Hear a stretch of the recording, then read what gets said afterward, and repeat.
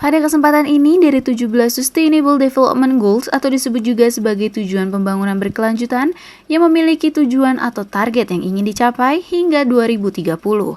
Kami memilih no poverty atau tanpa kemiskinan. No poverty yang berarti mengakhiri segala bentuk kemiskinan di negara manapun hingga 2030. Faktor kesehatan dan juga perekonomian ini berjalan seiringan nih. Ya. Dan memang kalau kita melihat bahwa semakin panjang masalah kesehatan ini, masalah COVID-19, tentunya tekanan terhadap perekonomian kita akan menjadi semakin besar. Hanya dalam jangka waktu beberapa bulan, pandemi COVID-19 rasanya sudah mengubah berbagai aspek di dunia ya.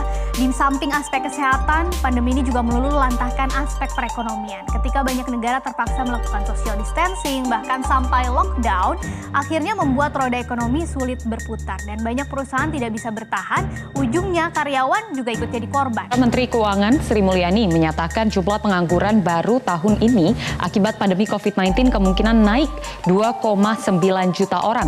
Bahkan dalam skenario beratnya bisa bertambah 5. Itulah beberapa berita tentang kemiskinan.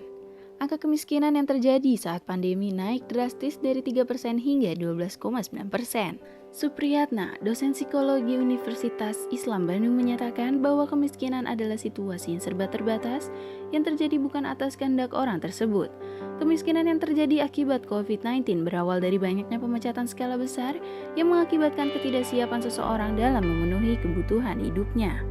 Akibat dari pemecatan skala besar ini ialah seseorang menjadi tidak percaya diri untuk memulai usaha atau mencari pekerjaan lain karena adanya rasa takut bila tertular atau dipecat lagi.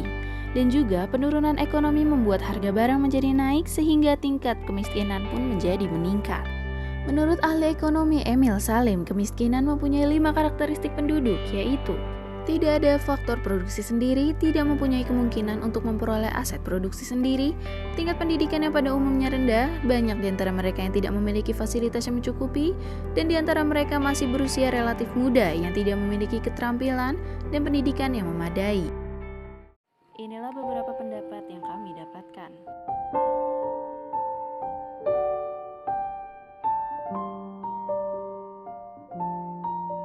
Pandemi COVID-19 memang merupakan situasi yang penuh ketidakpastian. Banyak orang yang dihantui kecemasan, bahkan berpotensi mengalami berbagai gangguan kesehatan jiwa. Salah satu faktor yang dapat menimbulkan gangguan kesehatan pada masyarakat yakni faktor ekonomi. Karena di tengah pandemi ini, banyak penghasilan yang berkurang bahkan hilang. Karena faktor ekonomi inilah, kemiskinan menjadi meningkat dan membuat orang menjadi cemas.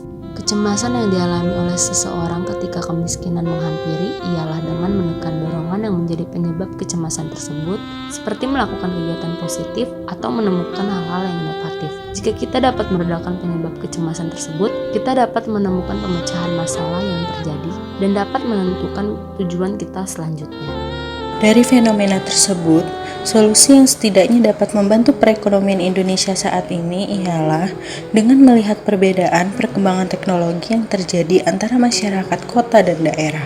Perkembangan itu nampak sangat jelas bahwa teknologi di seluruh Indonesia tidaklah merata. Dari perbedaan inilah kita memanfaatkan untuk saling menolong. Misalnya, orang kota yang bekerja di pabrik pembuatan hand sanitizer ingin membantu masyarakat yang terkena COVID-19 di sejumlah daerah yang sulit dijangkau oleh transportasi. Ia dapat menolong masyarakat daerah itu dengan mendatangi dirinya sendiri ke daerah tersebut, lalu menjelaskan bagaimana cara membuat hand sanitizer yang baik, sehingga masyarakat di daerah tidak akan bingung bagaimana cara menyediakan hand sanitizer untuk daerahnya. Setelahnya, orang kota tersebut mencoba mentraining beberapa warga yang telah mahir, sehingga memanfaatkan keahlian mereka untuk mencoba membuat hand sanitizer, lalu diproduksi ke daerah lainnya ataupun kota di dekat daerah di sekitar tersebut. Karena hal inilah, masyarakat yang kurang perekonomiannya dapat menunjang perekonomian mereka. Maka dari itu, mari kita berantas kemiskinan yang ada di Indonesia.